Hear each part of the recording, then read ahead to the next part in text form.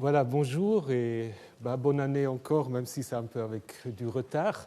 Nous allons donc, pendant ce cours qui aura lieu depuis aujourd'hui jusqu'au 29 mars, poursuivre notre enquête sur le Dieu Yahvé, ses origines, ses différents cultes, ses transformations et son avancement vers le Dieu unique tel qu'il le confessent les religions monothéistes, le judaïsme, le christianisme et l'islam. Cette année, nous avons une chance inouïe parce que ce cours peut se compléter par le cours du professeur Israël Finkelstein qui commencera également aujourd'hui à 17h. Venez en avance parce qu'il y a une salle qui n'est pas très grande, donc pour ceux qui s'y intéressent, qui justement nous parlera des origines de l'Israël du Nord, donc d'Israël en fait, le royaume du Nord, et qui donnera donc des compléments archéologiques et historiques que je maîtrise beaucoup moins bien que le professeur Finkelstein. Donc si vous avez le temps et l'envie, je vous convie à cette leçon, à ces 4 leçons, donc les 3 jeudis qui viennent, et ensuite à mardi, vous avez toutes les informations, je pense. Voilà, alors donc aujourd'hui, nous allons donc poursuivre notre enquête sur l'histoire de Yahvé. Ici, c'est Michel-Ange qui l'a imaginé. C'est certainement pas comme ça que les anciens l'ont imaginé. Je vais vous montrer dans la suite quelques autres images. Mais tout d'abord, je pense, c'est utile de vous rappeler où nous sommes dans notre parcours, c'est-à-dire un peu un résumé des résultats obtenus, résultats évidemment qui sont hypothétiques. Alors, je veux le faire en vous présentant cette thèse, cette affirmation, et je vais les développer dans la suite. Et ensuite, nous allons continuer là où nous sommes arrêtés l'année dernière. Donc, je vous présente d'abord les 7 affirmations et ensuite, je les commente brièvement. Première affirmation, Yahvé n'a pas toujours été le Dieu d'Israël. Deuxième affirmation, la signification du nom de Yahvé indique son caractère d'un dieu de l'orage et de la guerre. Troisième affirmation, troisième thèse, les origines de la vénération de Yahvé se trouvent dans le sud, plus précisément à Édom, comme nous allons le voir. Quatrième thèse, Yahvé devient le dieu d'un groupe qui porte le nom d'Israël via un autre groupe qui se comprend d'abord comme Am Yahvé, comme peuple, comme groupe, comme parent de Yahvé. Cinquième thèse, lorsque Yahvé entre dans le temple de Jérusalem, il n'y est pas seul, il cohabite d'abord avec une divinité solaire. Et sixième, Yahvé devient le dieu tutélaire d'Israël, sous Jéroboam probablement. Et septième et dernier, c'est là où nous sommes arrêtés, sous les Omrides, donc sous la dynastie de Omri, dans le nord, Yahvé doit affronter un Baal phénicien qui provoque du coup une résistance yahviste. Et la question, est-ce que Yahvé est un Baal comme les autres? Voilà, je vais rappeler brièvement ces 7 points pour vous rafraîchir un tout petit peu la mémoire. Donc, je ne dis plus rien sur la question de la prononciation. Je vous ai exposé les différentes hypothèses. Yahvé, probablement, c'était plutôt Yahou ou Yahoo. Je garde simplement la prononciation un peu habituelle, puisque nous sommes peu sûrs sur ces choses-là, et ce n'est pas un point principal, me semble-t-il.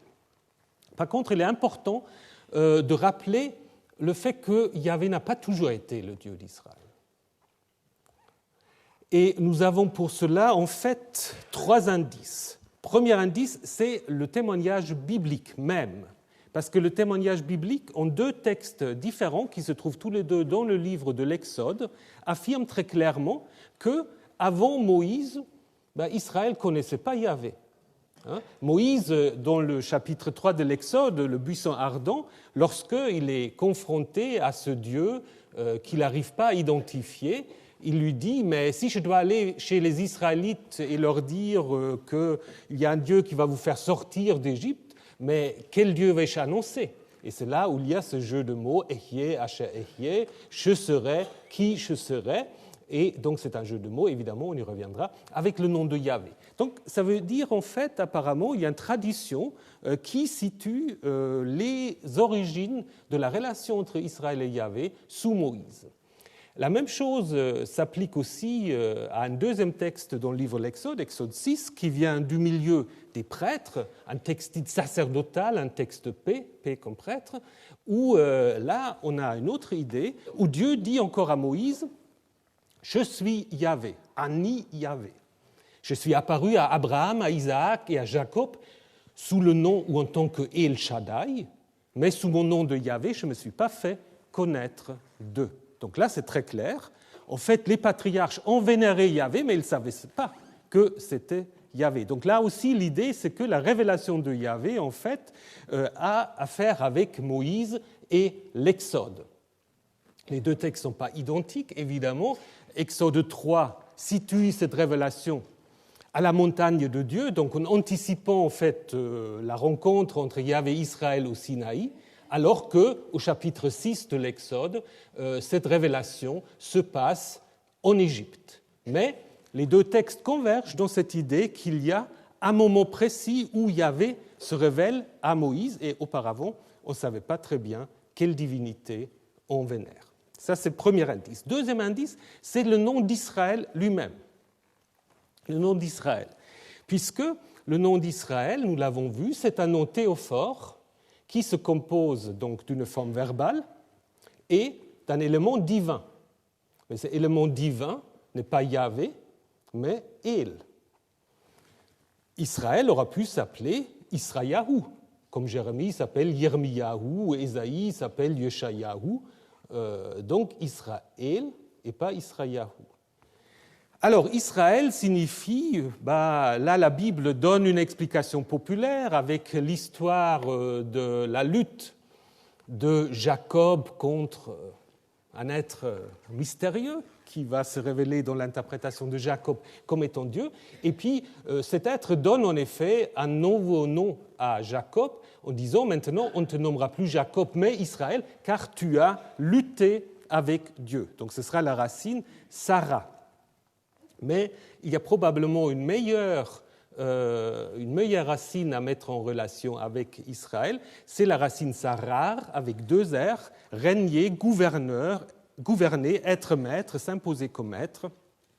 Donc, signification que El s'impose comme maître, que El règne. Et ça, en effet, c'est sans doute l'étymologie première, parce que si Israël fait allusion à El, qui est donc la divinité principale des panthéons cananéens, on le connaît grâce à Ougarit notamment, El, c'est un peu le dieu chef, le dieu qui trône, qui règne, et tandis que l'interprétation que El combatte s'explique mieux si la divinité est une divinité du type dieu combattant, dieu guerrier, dieu de la fertilité. Alors nous savons, et ça c'est aussi un rappel, première mention d'Israël dans la stèle du pharaon Merneptah.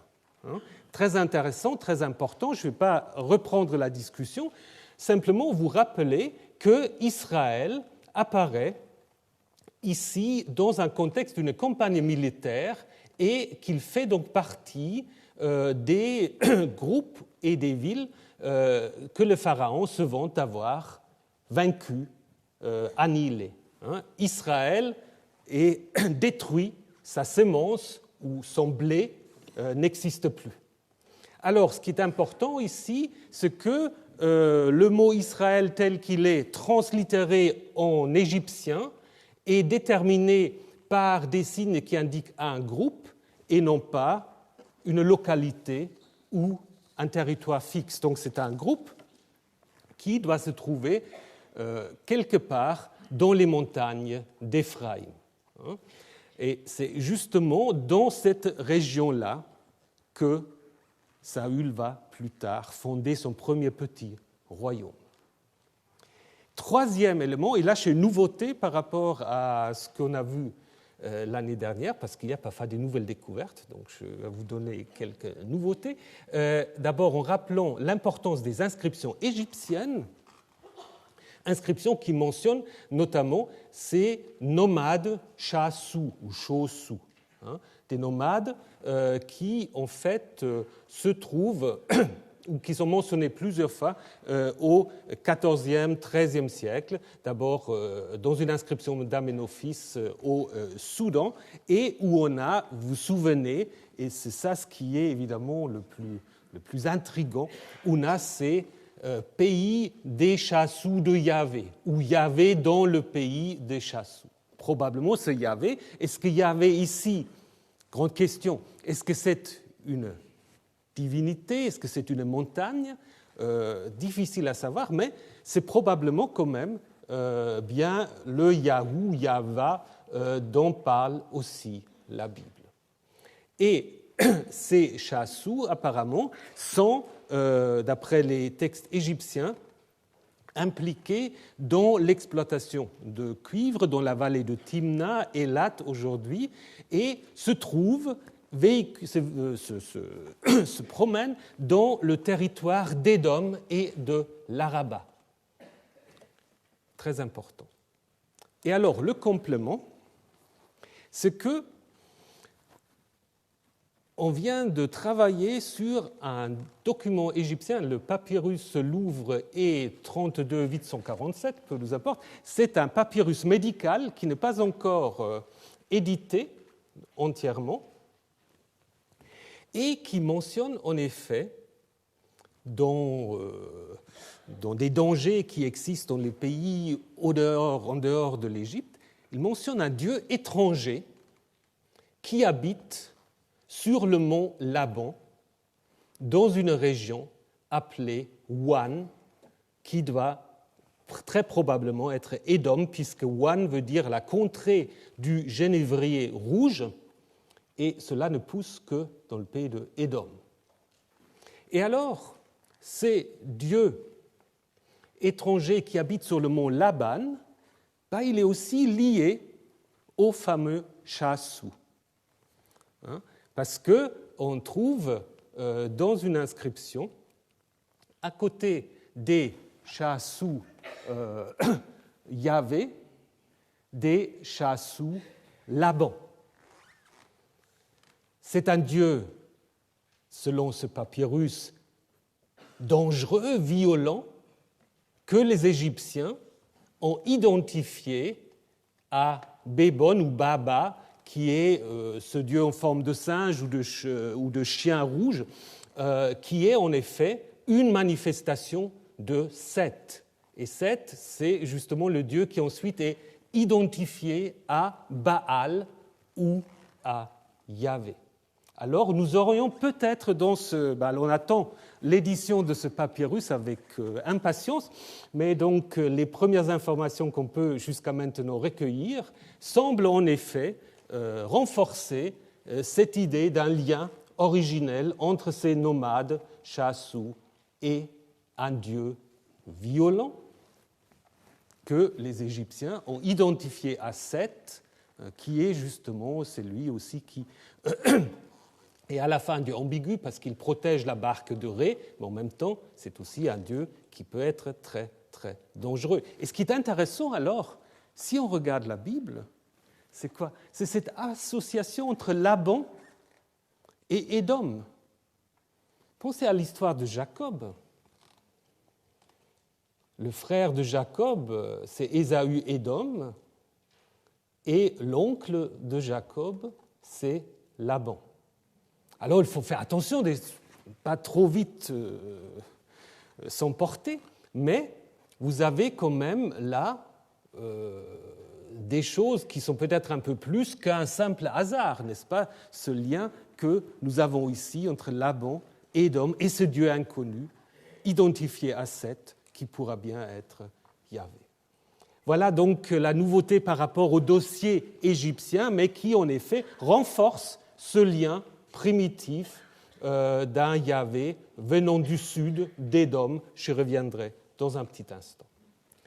Deuxième thèse, c'est la signification du nom qui indique que nous avons affaire à l'origine avec Yahvé, d'un Dieu de l'orage.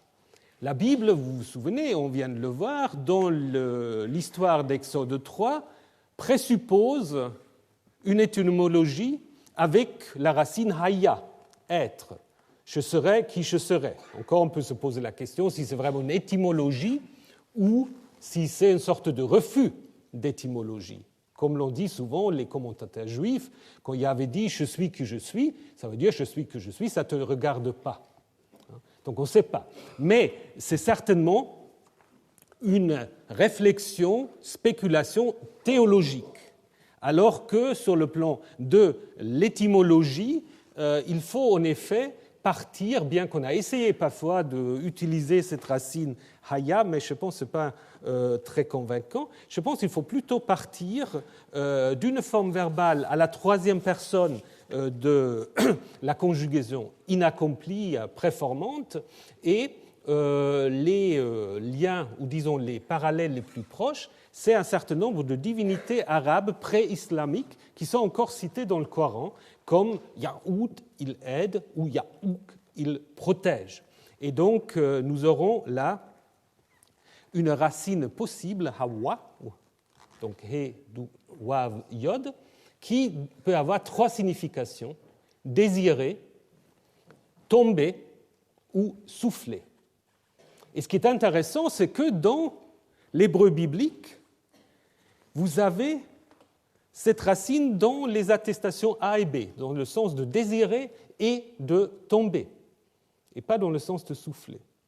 Et ça, c'est peut-être pas par hasard, parce que c'est peut-être un évitement voulu, puisque le nom de Yahvé pourrait justement signifier, comme l'avait déjà dit le grand philologue et exégète Wellhausen à la fin du XIXe siècle, Yahvé signifie « er fährt durch die Lüfte, er weht », c'est-à-dire il traverse les airs, il souffle, il amène le vent. Et c'est typiquement, en effet, un nom qui convient à un dieu de l'orage. Troisième, les origines de la vénération de Yahvé se trouvent au sud. On était déjà un tout petit peu tout à l'heure avec les fameux Chassou. Maintenant, aussi trois indices. 4 textes bibliques que je ne vais pas vous détailler ici, du livre du Deutéronome, du livre des Juges, un psaume et un texte prophétique, qui, en fait, malgré toutes les différences qu'ils ont entre eux, coïncident dans l'idée que Yahvé vient du sud. Le texte le plus ancien, c'est probablement le texte du livre des Juges, où Yahvé est celui qui sort de Séhir, qui vient du pays d'Édom. Alors Séhir, c'est en effet un autre terme pour Édom. Donc Yahvé, là, vient de Séhir, d'Édom. Et si vous prenez encore Habakkuk 3, ben là, vous avez Théman. Paran, on a du mal de savoir exactement ce que c'est. Il n'est pas Sinaï, il est le mont Paran. En Deutéronome et Juges, j'ai l'impression que le Sinaï se trouve plus à Édom que là où on le cherche aujourd'hui. Dans le livre de Habakkuk, c'est le mont Paran qu'on ne connaît pas. Par contre, Théman, on connaît très bien. Et on a aussi une inscription d'ailleurs de Kuntilet Ajrut qui nous parle d'un Yahvé de Théman. Alors Théman, de nouveau, c'est dans le sud et plus particulièrement dans le territoire d'Édom. Premier indice. Deuxième indice, c'est la tradition biblique sur Moïse et les Madianites. Là aussi, nous avons vu que l'histoire de Moïse est compliquée, qu'il est très très difficile de savoir exactement ce que c'était le Moïse historique. L'Exode en tant que tel n'est pas un événement historique, mais il y a quand même derrière ces traditions quelques souvenirs qui ne s'inventent pas. Et de toute manière, il faut bien vous le dire, les auteurs bibliques, ce ne sont pas des romanciers. D'ailleurs, c'est difficile même d'utiliser le terme auteur quand on parle de ceux qui ont mis les textes bibliques par écrit. Alors on peut dire que c'est des auteurs parce qu'ils écrivent à un moment. Mais ce qu'ils écrivent, c'est de la littérature de tradition qui leur vient d'une tradition qui peuvent alors transformer. Donc il ne faut pas non plus avoir cette idée d'une fidélité absolue à la tradition orale. Non, on peut faire ce qu'on veut. On le voit très bien aussi avec d'autres traditions. Mais néanmoins, il y a la tradition.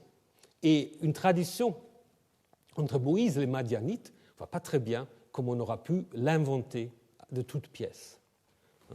D'autant plus que dans certains textes, les Madianites ne sont pas très bien vus par les auteurs bibliques, et surtout l'idée que Moïse soit marié à une femme madianite, ça n'aura pas non plus, disons, fait très théologiquement correct à une époque où justement des gens comme Esdras, Néhémie, comme des rédacteurs du livre du Deutéronome se prononcent contre les mariages mixtes, contre le mélange avec les autres peuples.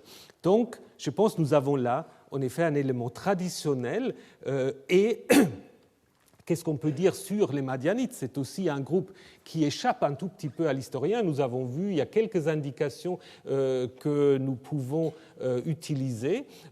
Apparemment, c'est de nouveau, ça confirme toujours, ça coïncide un peu. C'est comme une pièce de puzzle, vous avez là un autre élément, puisque ces Madianites aussi séjournent autour de Timna, sont peut-être aussi impliqués dans l'exploitation minière. On a peut-être là, à Timna, un ancien sanctuaire égyptien récupéré par les Madianites. Donc tout cela, en effet, nous confirme de nouveau ce lien avec le Sud. Et il y a un texte biblique très intrigant. Un texte biblique très intrigant, c'est le texte du chapitre 18 du livre de l'Exode. Qu'est-ce qu'on apprend là? C'est un texte que, déjà les rabbins étaient très très embêtés avec ce texte. Pourquoi? C'est un texte qui ne va pas du tout avec son contexte. Parce qu'au chapitre 19, seulement Israël arrive au Sinaï. Et c'est là où Dieu se fait connaître à Israël. Au chapitre précédent, au 18, apparemment, on est déjà. Et Moïse et Israël savent déjà très bien ce qui est Yahvé, etc. Donc en fait, il y a une sorte de doublon entre 18 et 19. C'est pour cela que certains rabbins voulaient déplacer 18 à beaucoup plus tard en disant « c'est pas de là où maintenant il est ». Peu importe, ce qui est intéressant dans ce texte, c'est que c'est aussi un texte qui a été repris, qui a été retravaillé, mais ce qui est surtout intéressant, c'est que dans ce texte, c'est Jéthro, le beau-père de Moïse, qui en fait offre un holocauste pour le Dieu d'Israël. Premier sacrifice offert par un prêtre madianite. Là aussi. Alors après, on dit non, il n'a pas vraiment offert le sacrifice. Après, des rédacteurs ont ajouté Aaron, etc. Mais on va très bien. L'initiative part du beau-père de Moïse. Et à partir de ce texte, on a en effet déjà au XIXe siècle élaboré ce qu'on appelle l'hypothèse madiano-kénite, parce qu'apparemment les madianites sont aussi liés aux kénites, que Moïse aurait connu le culte de Yahvé grâce aux madianites.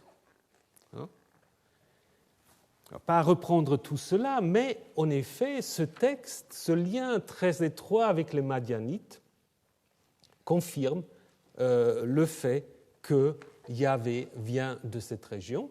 Et dernier élément dans ce dossier, c'est la question de la vénération de Yahvé dans le pays d'Édom. Alors, les Édomites, c'est donc les voisins des Judéens, et on a trouvé ici à Horvat Kitmit, donc en Judée, un sanctuaire édomite. J'y reviendrai tout de suite. Ce qui est très intéressant d'abord, c'est que dans la Bible, contrairement aux voisins plus au nord, aux Moabites et aux Édomites, aux Ammonites, le Dieu national des Édomites n'est jamais mentionné. On parle de Milcom et de Chemosh, qui sont les dieux des Ammonites et des Moabites, mais Caus ou Cos, le dieu d'Édom, n'est jamais mentionné par les textes bibliques. Alors, qu'est-ce qu'il faut en conclure? Est-ce qu'il faut en conclure que Yahvé était d'abord vénéré dans le pays d'Édom et que, en fait, Caus, cause ne devient important au moment où Yahvé devient le Dieu tutélaire d'Israël et de Juda? Ça, c'est une possibilité. Ou autre possibilité, peut-être un peu plus spéculative, que Yahvé et cause, en fait, c'est le même nom. Pardon, c'est deux différents noms pour la même divinité. Alors, si c'était le cas, vous aurez là probablement un portrait de Yahvé, parce que c'est donc cette tête qu'on a trouvée dans ce sanctuaire édomite. Mais peu nous importe le détail, mais de nouveau, vous voyez, ça pourrait expliquer pourquoi dans l'histoire de Jacob, qui raconte comment Jacob devient Israël, pourquoi Édom est si étroitement associé à Jacob. Parce que normalement, ce n'est pas très logique sur le plan géographique, parce qu'Israël est beaucoup plus au nord. Donc cette association, elle fait sens dans cette perspective. Alors, quatrième résultat que nous avons obtenu, c'est le fait que Yahvé est probablement, via ses chassous ou madianites, le dieu d'un groupe qui lui-même se comprend comme Am Yahvé, Am Yahou. Am signifie pas tout de suite peuple, c'est plutôt le parent, l'ancêtre divinisé, c'est lui qui protège, et ensuite le peuple, le clan, le peuple. Alors, donc, de nouveau, si vous prenez un texte comme Exode 24, vous pourriez voir éventuellement, là encore, les traces d'un rituel où un groupe de chassous se constitue via un médiateur comme le peuple de Yahvé, avec un rituel assez ancien, avec du sang, etc. C'est peut-être là aussi le souvenir de cette constitution. Et vous avez un autre texte qui est très intéressant, le texte du Deutéronome 33 dont je vous ai déjà parlé. Pourquoi c'est un texte intéressant? Yahvé est venu du Sinaï, il se levait sur eux de Séhir, il a resplendu de la montagne de Paran, vit, il aime son peuple, Am.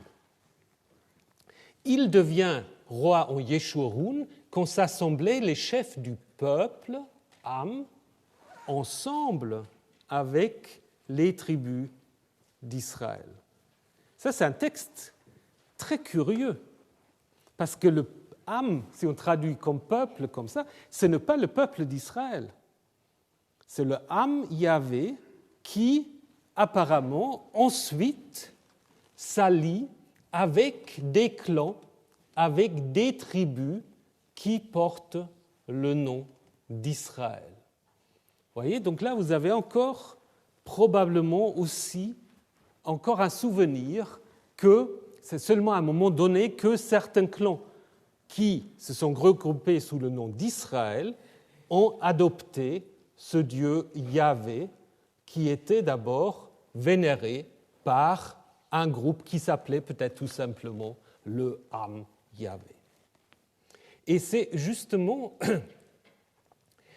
sous Saül que Yahvé devient le Dieu d'Israël, ou disons d'un groupe, pas encore vraiment d'un royaume, d'une chefferie, d'un petit groupe dans les montagnes d'Éphraïm. M. Finkelstein nous en parlera aussi.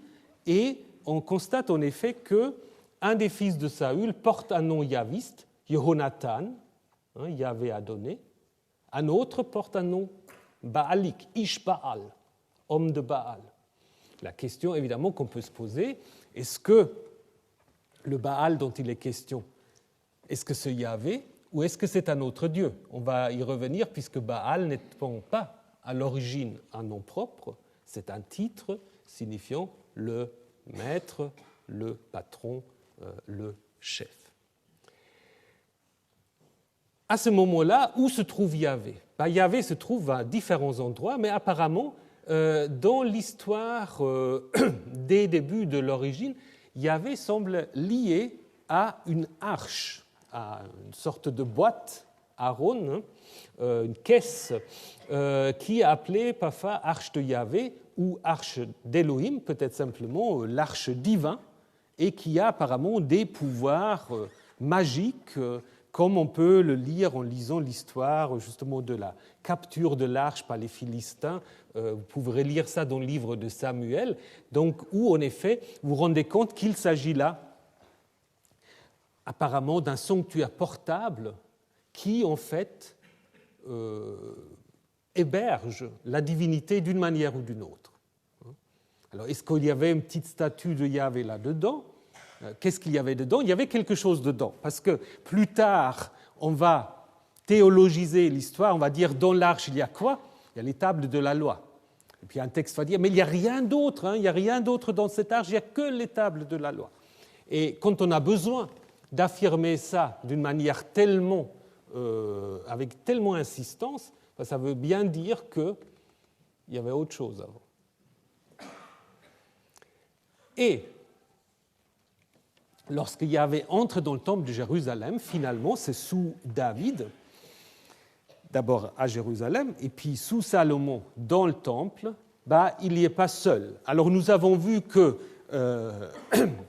l'histoire, la construction du temple rappelle davantage la rénovation d'un sanctuaire déjà existante que la construction à partir de rien d'un temple.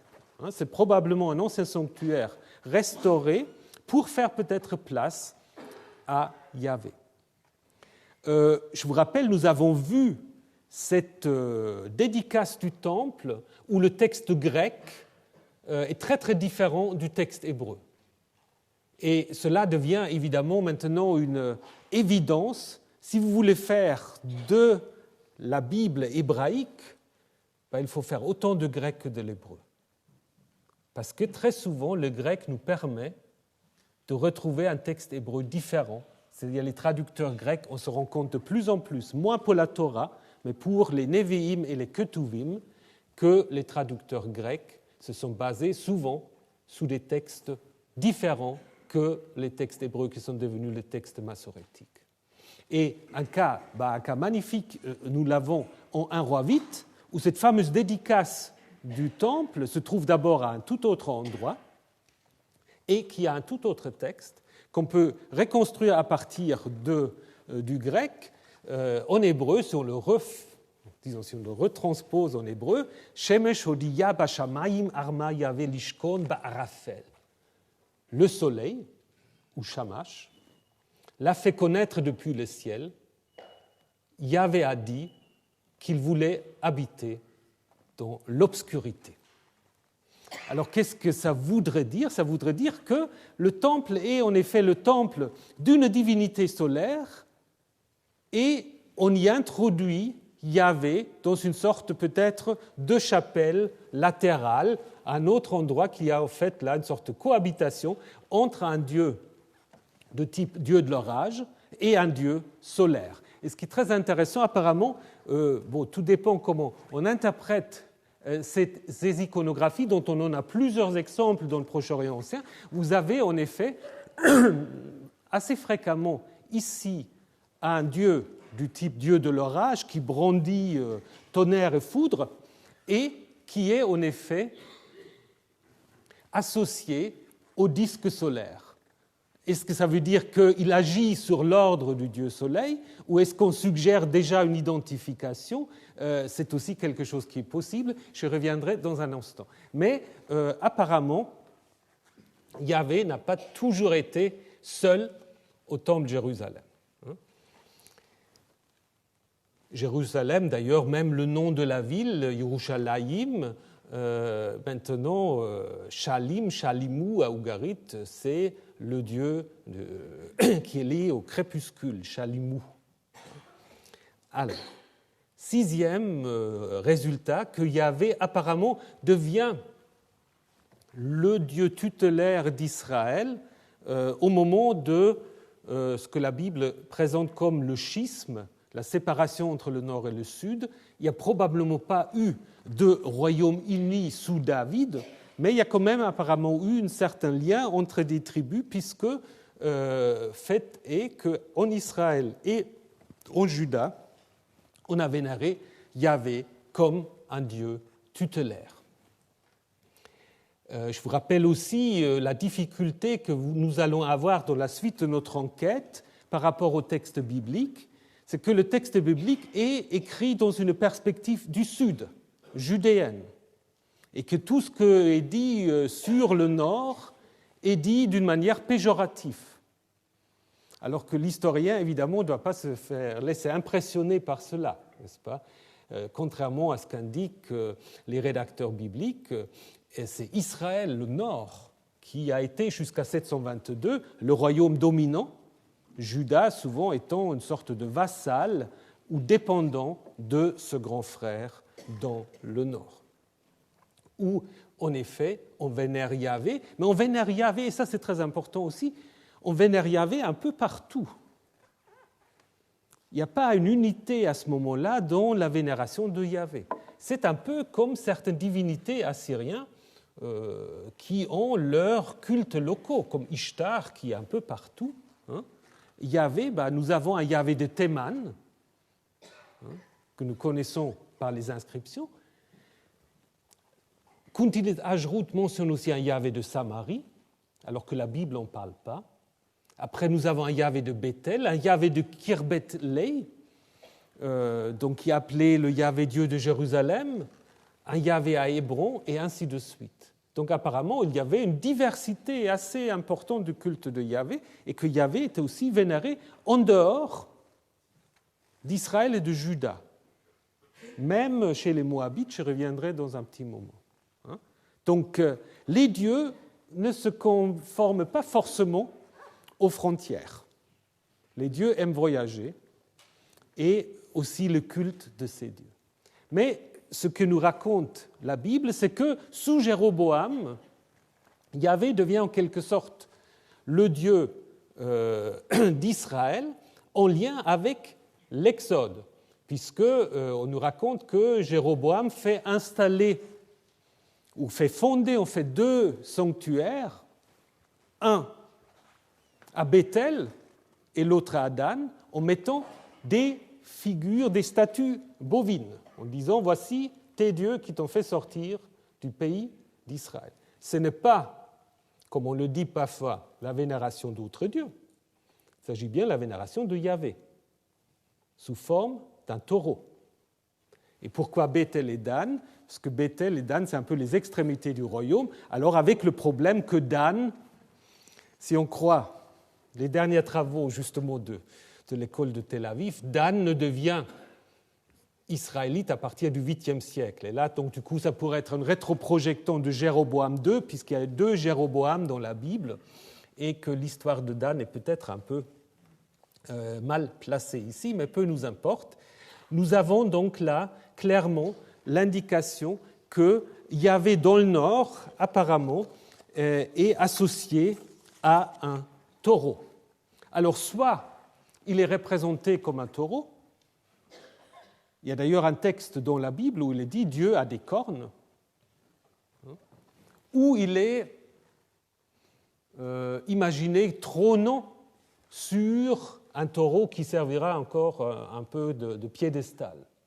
Vous avez les deux possibilités qui ne s'excluent pas forcément. Ce qui est très intéressant, c'est ce sceau ici d'Ebla, où vous avez le dieu de l'orage, qui est donc vénéré par un fidèle, et entre les deux, il y a un taureau, statue bovine, qui apparemment symbolise dans le sanctuaire la présence de ce dieu de l'orage. C'est peut-être ainsi qu'il faut imaginer donc la vénération de Yahvé dans le nord. Et ce qui est intéressant aussi, je reviendrai que le prophète Osée, il parle souvent des veaux de Samarie. Donc ça veut dire qu'il y a certainement un taureau à Samarie représentant Yahvé. Donc plusieurs sanctuaires, nous l'avons vu. Béthel était peut-être le sanctuaire le plus important.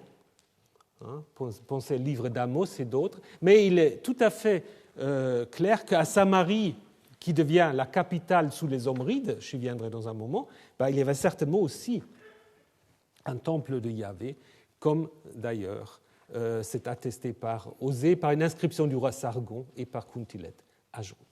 Et encore un mot, et puis après on va continuer le cours, un mot encore sur la stèle de Mécha, qui se trouve toujours au Louvre pour ceux qui ne l'ont pas encore vu, où il y a beaucoup de choses qui sont intéressantes dans cette stèle.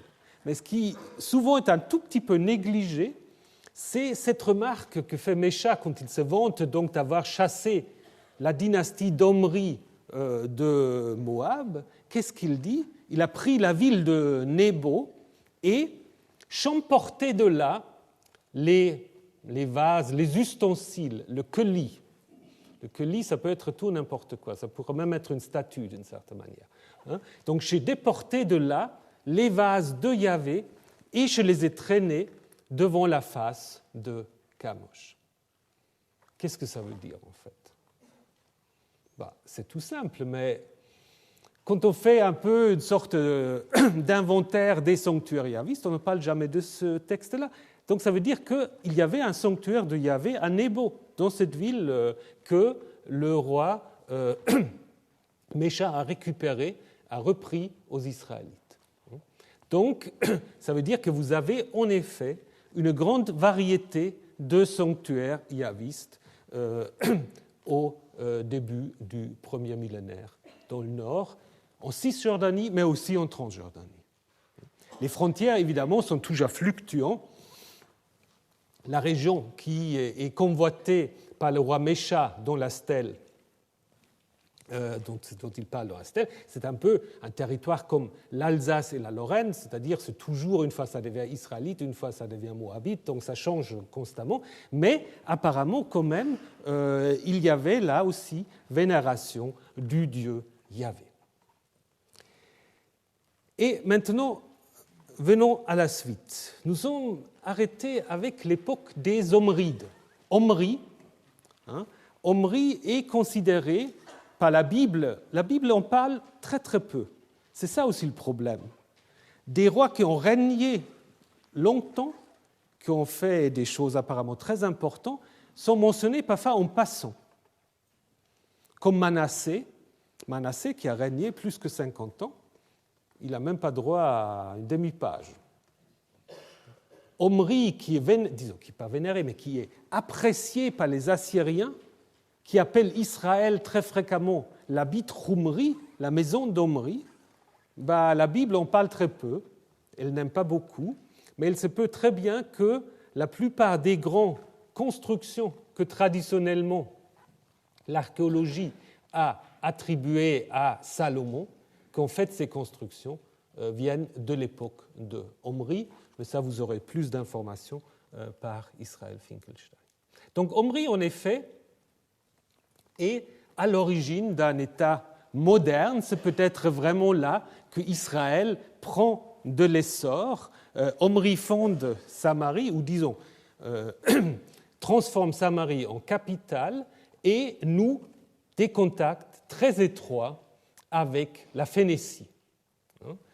Son fils Akab est marié à la femme Jézabel qui a tellement inspiré et les artistes, les poètes et d'autres.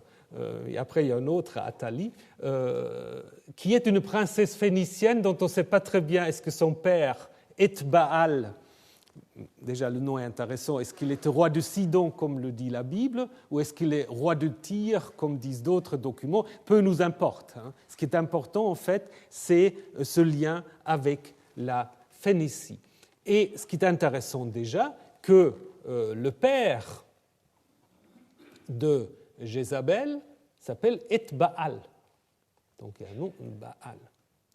Et donc du coup, il est fort possible que les Omrides importent un Baal phénicien en Israël pour pour s'ouvrir, pour nouer des contacts diplomatiques, il est tout à fait possible que les Omrides voulaient en fait imposer, au moins comme dieu de la dynastie, un Baal de Phénicie. Et ça va mener vers le conflit avec Yahvé. Pourquoi ? Parce que Yahvé, c'est aussi un Baal. C'est ça le problème. Yahvé est un Baal comme les Baals de Phénicie. Alors, qui est ce Baal phénicien importé par les Omrides ? Là, on peut discuter parce que la Bible ne mentionne jamais son nom. Elle parle toujours de Baal, comme si c'est un nom propre. Alors, est-ce que c'est parce qu'on veut qu'on lise cette histoire de manière un peu comme une histoire exemplaire, que Baal est déjà devenu un peu le symbole pour tous les dieux de l'étranger qu'il faut rejeter ? Ça, c'est une possibilité. Mais quand on regarde bien, et nous allons le faire, le texte, on verra que le Baal des Omrides a un peu les mêmes fonctions que le Baal Yahvé. Alors, dans un traité du roi assyrien Esarhaddon, avec le roi qui s'appelle justement Baal de Tyr, on a plusieurs divinités des Phéniciens. Baal Shamem, je reviendrai, Baal Malagé, Baal Saphon, qu'on connaît aussi à Ougarit, Milkart et Ishmoun. Alors Milkart est peut-être un candidat intéressant, puisque Milkart est appelé le maître de Tyr. Et si en effet Jézabel vient de Tyr, vous aurez en effet la possibilité qu'elle amène en fait dans ses bagages aussi Milkart. D'ailleurs, si on regarde ce sanctuaire de Milkart à Amrit, au Liban, on voit très bien, pour ceux qui ont un peu l'habitude de l'iconographie du dieu de l'orage, si vous regardez dans le Louvre les représentations du Baal d'Ougarit, c'est très très proche en fait, même si ici nous sommes à l'époque perse. Donc il est vraiment représenté sous les traits d'un dieu de l'orage, en trônant sous un animal qui est plus un lion, me semble-t-il, qu'un taureau, mais peu nous importe. Et il est donc possible que nous avons affaire à Milkart. Alors, il faut rappeler, c'est vrai, que certains spécialistes contestent cette identification en rappelant que dans la Bible, le nom de Milkart n'est pas mentionné. Mais, comme je vous ai dit, il n'y a aucun nom qui est mentionné, il n'y a que Baal, dont il faut se poser la question à qui pensent les auteurs.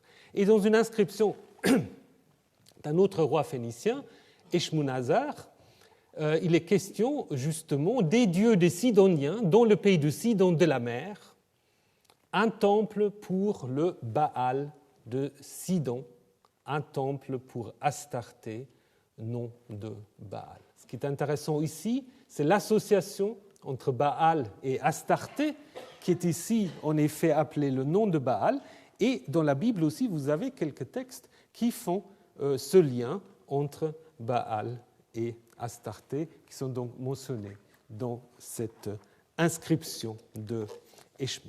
Alors, prenons comme hypothèse la plus plausible que ce Baal est Milkart. Mais nous allons voir si ce n'est pas le cas, ce n'est pas non plus, ça ne change pas dramatiquement les choses, mais nous devons maintenant nous interroger sur le texte biblique qui met en scène ce conflit. Et c'est là intervient le dénommé Élie. Élie qui est présenté par la Bible comme étant le champion de la lutte contre Baal. Alors, je ne sais pas si vous connaissez Élie, donc ici une statue que vous pouvez admirer si vous allez au Carmel. C'est évidemment une statue récente. L'histoire d'Élie est en fait intégrée, c'est peut-être un peu petit, mais peu nous importe. Cette histoire, vous allez, en fait, je vais vous donner un conseil. Vous allez lire la Bible simplement. Vous prenez la Bible et vous lisez 1 Roi 16 à 2 Rois 2. Et puis vous avez tout cela. En fait, je vais brièvement le commenter, je vous le détaille. Ce que je voulais vous montrer, puis vous aurez aussi la feuille sur le site, vous pouvez l'étudier un peu plus, de manière plus proche, que le cycle d'Élie est intégré entre les règnes de deux rois de la dynastie d'Omri, Akab, grosso modo 875 à 53, et Akasias, qui n'a régné qu'une année en 853 à 52. Et en effet, cette histoire, elle interrompt l'histoire chronique des rois, et c'est pour cela qu'on pense souvent qu'à l'origine, c'était une histoire qui ne faisait pas vraiment partie du livre des rois, qu'on l'a intégrée après coup, et que probablement c'est une histoire assez complexe. On va s'intéresser surtout au premier chapitre, où il est question justement de Élie qui se rend dans le territoire phénicien, qui va combattre Baal et qui va en effet ensuite lui-même faire l'expérience différemment qu'il avait pensé du Dieu d'Israël. Ensuite viennent d'autres histoires qui sont intéressantes aussi, notamment l'histoire de la vigne de Naboth que vous connaissez peut-être, où en effet on voit les changements économiques de l'époque des Omrides, où le roi devient de plus en plus un personnage puissant qui peut exproprier les gens et qui, en effet, n'hésite pas à recourir, ou surtout sa femme, puisque, évidemment, pour les rédacteurs bibliques, la grande responsable de tout, c'est Jézabel, mais peu nous importe ici. Mais c'est en effet un texte qui correspond peut-être un peu à ces changements politico-économiques. Et finalement,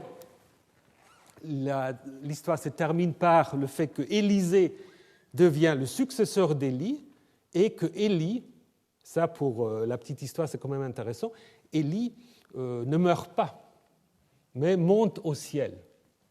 Monte au ciel, et c'est pour cela, après, Élie devient, dans le judaïsme, un personnage tout à fait important, dont on attend le retour, justement, comme il est dit à la fin du livre des prophètes, qu'il faut d'abord que Élie revienne avant qu'arrivent les fins du temps.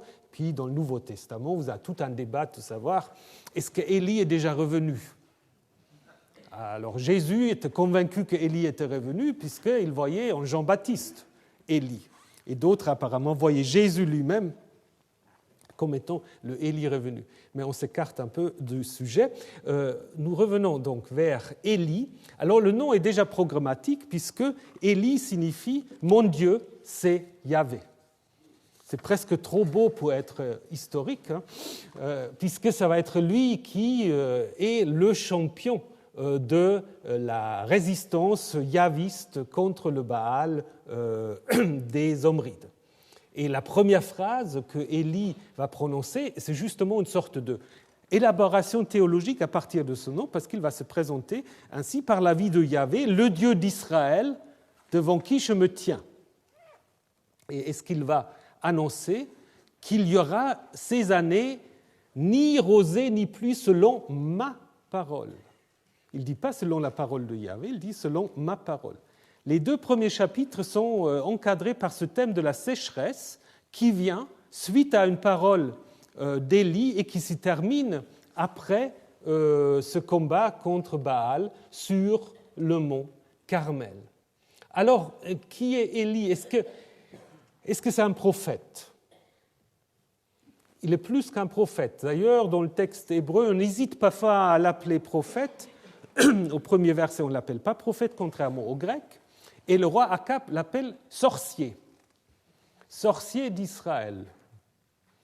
Donc quelqu'un qui a apparemment des pouvoirs magiques. Il est également appelé le Tishbit. Alors on a essayé de chercher un nom d'un lieu, Tishbé, où en fait Élie aurait vécu, mais on peut là se poser la question si c'est vraiment un nom d'un lieu ou si ce n'est pas un jeu de mots avec un autre mot qui est très connu, Toshev. Toshev en hébreu signifie celui qui est un marginal, qui ne possède pas de terrain, qui ne possède pas de sol. C'est entre le guerre et le citoyen libre, le Toshev. Alors il est peut-être simplement ça, il vient, et ça c'est intéressant, il vient de Galaad, donc on dit Tishpé de Galaad, donc souvent on l'identifie ici à un village, mais ce n'est pas très clair parce que le seul texte biblique qui parle de Tishpé, c'est justement le texte sur Élie. Nous n'avons pas d'autre mention de cet endroit, donc il faut être prudent. Il vient de Galaad, ça c'est intéressant, parce que Yéhou qui va ensuite faire le grand putsch contre la maison d'Omri, vient aussi de Galaad. Et ce qui est mis en scène ici, c'est très clair, c'est en effet une campagne, c'est une opposition entre la campagne, entre la périphérie et la capitale, entre une campagne yaviste, transjordanienne, et la capitale, Samarie. Ça, c'est important. Et là, je pense, se trouve aussi peut-être le noyau historique de ces traditions autour de Élie. Nous l'avons vu l'année dernière qu'il faut évidemment, au niveau de la religiosité, distinguer plusieurs niveaux. Il y a le niveau de la cour officielle, mais qui ne correspond pas forcément à ce qui se passe dans les campagnes. Et ça veut dire que si les Omrides installent un Baal phénicien, ça ne veut pas dire que c'est adopté, accepté dans les campagnes. Les choses se passent apparemment ainsi dans l'histoire d'Élie. Alors prenons juste les 3 premiers chapitres, 17, 18, 19. Alors 17, c'est très intéressant, puisqu'on va nous raconter que Élie est appelé à se rendre dans le pays des Sidoniens. Et qu'est-ce qu'il fait là-bas ? Si vous connaissez vos classiques, il donne d'abord miraculeusement de la nourriture, de l'huile, de la farine, à une veuve de Sarepta. Normalement, dans une inscription, justement, dans un traité là, de Essahardon, Milcarte est justement le dieu qui pourvoit de la nourriture. Et ici, c'est Élie qui, au nom de Yahvé, donne la nourriture dans le pays de Sidon. Idem, via Élie, qui fonctionne dans le 2e épisode de ce chapitre comme un thaumaturge, puisqu'il ressuscite le fils de la veuve, ça veut dire que c'est Yahvé qui a le pouvoir de vaincre la mort. Et ça, c'est très intéressant aussi, parce que, évidemment, nous avons très peu de textes mythologiques qui nous proviennent directement de la Phénicie. Tout ce que nous savons de la Phénicie, on le sait souvent par des auteurs bien plus récents, par quelques inscriptions, mais qui sont un peu répétitifs. Donc, la source la plus intéressante à ce niveau-là, c'est les textes d'Ougarit. Baal à Ougarit, c'est justement lui qui va combattre la mort, n'est-ce pas ? Et ici, dans ce texte-là, c'est donc Yahvé qui, en effet, via son prophète, fait revenir le fils mort à la vie. Donc ça veut dire que le chapitre 17 affirme que Yahvé est aussi Dieu en Phénicie. Il n'y a pas besoin d'importer un dieu phénicien parce que ces dieux phéniciens n'ont pas du tout le même pouvoir que Yahvé. Donc si vous voulez, c'est une sorte de prologue à ce qui va suivre. Et ce qui va suivre, justement, c'est ce grand combat entre Élie et les prophètes de Baal. Alors, ce combat est précédé par un épisode assez intéressant où il est question d'un dénommé Obadiahu. Donc les noms sont très très bien choisis dans cette histoire. Parce que Obadiahu veut dire en effet serviteur de Yahvé. Il est en fait serviteur du roi Akab, mais il est partisan de Yahvé, parce que c'est lui, nous apprend le récit, qui a caché des prophètes yahvistes. Donc tout d'un coup, on se dit, mais Élie n'est pas tout seul alors.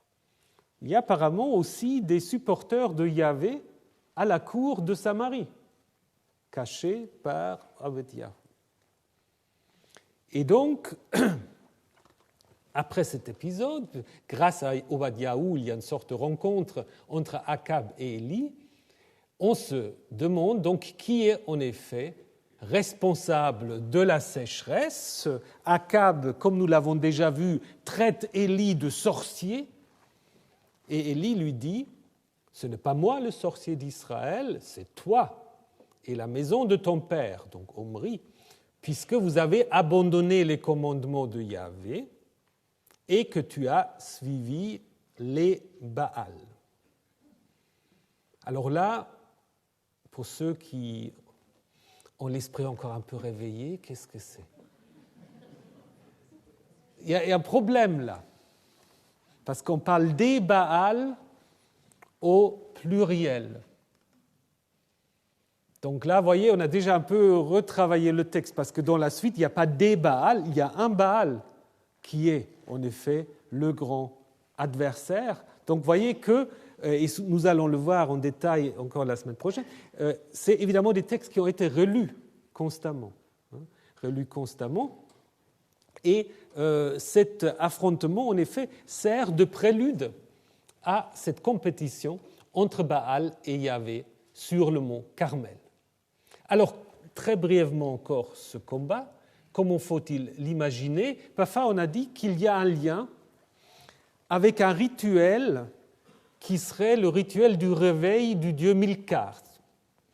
Mais c'est un rituel qui n'est pas très clair, qui est attesté par Ménandre via Joseph, où en effet Milkart, il meurt, il faut le ressusciter par le feu, par toutes sortes de rituels. Mais je ne pense pas que ce soit ici, justement, la question qui commande le feu, etc. Je pense ici, l'important c'est de dire c'est que Yahvé commande en effet aux deux éléments associés à Baal, le feu et l'eau. D'ailleurs, vous voyez aussi que, ça on le reprend la semaine prochaine, on a vu qu'il y a la sécheresse. Mais tout d'un coup, Élie a suffisamment de l'eau déjà pour jeter sur l'autel, pour rendre l'inflammation de l'autel encore plus difficile. Donc apparemment, ce n'est pas tout à fait le même contexte non plus. Évidemment, le texte fait part d'une théologie triomphaliste. Les rituels des prêtres de Baal qui essayent en effet de se faire des incisions, etc., rappellent là aussi les gestes que la déesse Anat, à Ougarit, fait dans le texte Ougarit Baal la mort, quand elle apprend que Baal est mort. Et la compétition, évidemment, vous savez qui va vaincre, c'est Yahvé, qui va se manifester par le feu, qui va inflammer l'autel, alors que Baal était incapable de le faire. Cela se termine par le massacre des prophètes de Baal, conformément à ce que dit un texte de l'Exode, ce qu'on appelle le Code d'Alliance, qui sacrifie aux dieux, aux autres dieux, sera voué au chérem, à l'interdit, sauf si c'est Yahvé à lui seul. Et la même chose en Deutéronome 13, donc l'idée qu'il faut en effet donc tuer les faux prophètes. Mais l'histoire n'est pas finie. L'histoire n'est pas finie, elle sera même détournée d'une manière assez curieuse au chapitre suivant. Et nous allons voir ça la semaine prochaine, mais vous pouvez déjà le lire, ce chapitre suivant, parce qu'il se trouve dans vos Bibles au chapitre 19. Et ensuite, nous allons voir un peu comment faut-il comprendre en fait ces trois chapitres, à la fois sur le plan historique, mais aussi sur le plan après de l'intention théologique des rédacteurs. Et qu'est-ce que nous apprenons là sur la carrière de Yahvé, qui à la suite de cela devient, via Yéhou, une sorte vraiment de Dieu qui va aussi changer d'identité, puisqu'il ne restera plus un Baal comme tous les autres. Il va se transformer un petit peu. Donc on verra ça la semaine prochaine. Je vous rappelle à 17h la conférence d'Israël Finkelstein et je vous souhaite une bonne journée. Merci.